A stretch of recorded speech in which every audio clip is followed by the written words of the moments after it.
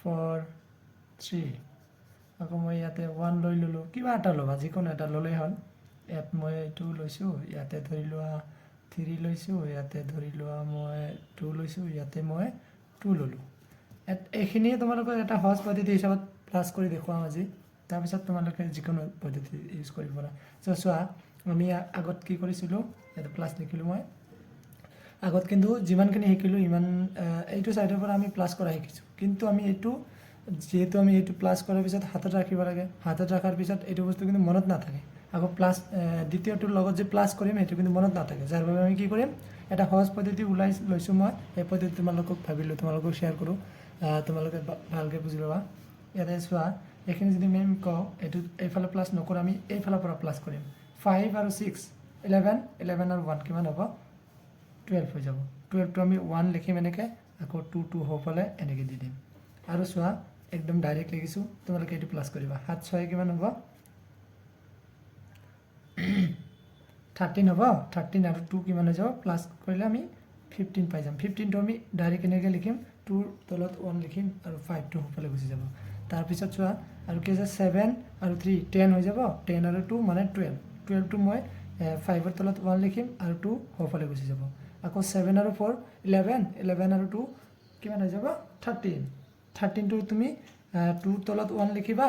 আকৌ 3 টো হ'ফালে গুচি যাব আকৌ এটো প্লাস কৰি দিয়া 8 আৰু 3 কিমান হৈ যাব 11 আৰু 2 13 হৈ যাব 13 ত 1 এড দিলা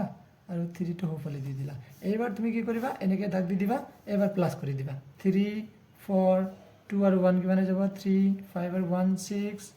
3 আৰু 1 চোৱা আশা কৰো সহজ হৈছে তোমালোকে এটো চেষ্টা কৰি চাবা একেবাৰে সহজ হয় তোমালোকে যদি এইটো সাইডৰ পৰা কৰিব চেষ্টা কৰা তথাপি কিন্তু এটা আনসাৰ পাবা তো প্লাস কৰি চোৱা আৰু যদি তোমালোকৰ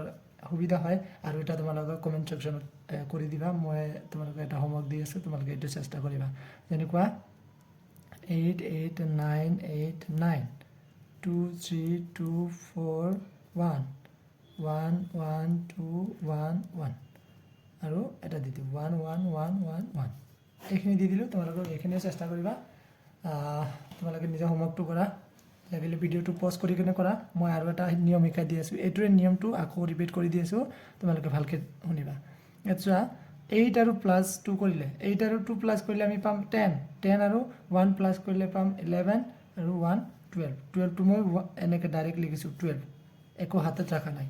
তাৰ পিছত 8 আৰু 3 প্লাস কৰিলে পাম আমি কিমান 11 11 আৰু 1 12 13 13 টো মই ইয়াতে 1 লিখিলো ইয়াতে লিখিলো 3 আকৌ এটো প্লাস কৰা 9 আৰু 2 মানে হৈ যাব কিমান 11 হৈ যাব 11 আৰু 2 কিমান হৈ যাব 13 1 14 14 ত ইয়াত 1 লিখিবা ইয়াত হৈ যাব 4 আকৌ 8 আৰু 4 প্লাস কৰিলে হৈ যাব আমাৰ 12